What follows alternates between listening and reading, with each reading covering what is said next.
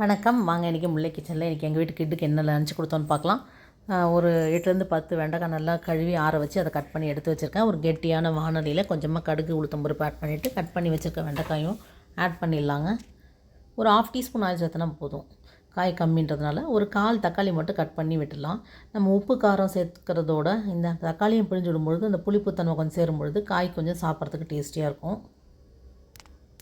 இதை நம்ம மூடி வச்சுட்டு சிம்மில் மூடி வச்சுட்டு காய் வணங்கின பின்னால் லைட்டாக பாதி நேரம் மூடி இருக்கணும், பாதி நேரம் ஓப்பனில் வேக வைக்கும்பொழுது அந்த பிசுபிசுப்பு வழவழப்பு தன்மை இல்லாமல் இருக்கும். இதில் கொஞ்சமாக நம்ம உப்புத்தூள் சால்ட் ஆட் பண்ணிவிட்டு இதுலேயே ஒரு 2 பிஞ்சு மிளகுத்தூள் ஆட் பண்ணிவிட்டு அதை நம்ம தட்டு போட்டு மூடி வச்சுட்டு கொஞ்ச நேரம் மூடி வச்சுட்டு அப்புறம் ஓப்பனில் வச்சு நம்ம திறந்து விட்டு வேக விடும்பொழுது நமக்கு பிசுபிசுப்பு இல்லாமல் கிடைக்கும்.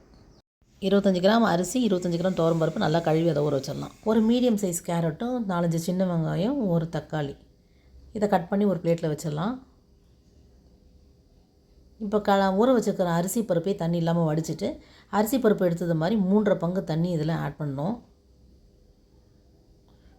1 டம்ளர் அரிசின்னா 3.5 டம்ளர் தண்ணி, அரிசியும் பருப்பும் சேர்த்து. இது நம்ம இதை ஒரு குக்கரில் ஆட் பண்ணிவிட்டு கேரட்டு, வெங்காயம், தக்காளி, கொஞ்சமாக தேவையான அளவு உப்பு நான் இதில் ஆட் பண்ணிடலாம். இப்போ பார்த்திங்கன்னா இதில் ஒரு 170 ml நான் தண்ணி ஆட் பண்ணியிருக்கேன்.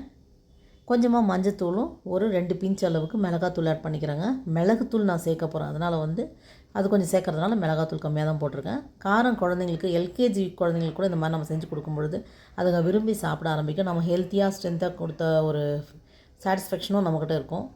ஒரு குக்கரில் இதை வச்சுட்டு சிம்மில் தாங்க வேக வைக்கணும். அரிசி பருப்புடைய அளவு கம்மின்றதுனால ஏற்றி விட்டிங்கன்னா தண்ணி சுண்டிடும். இப்போ அரிசி பருப்புக்கு அப்புறம் தண்ணி வேகிறதுக்கு பத்தாது, அதனால் சிம்மில் வச்சு வேக வச்சு எடுக்கணும்.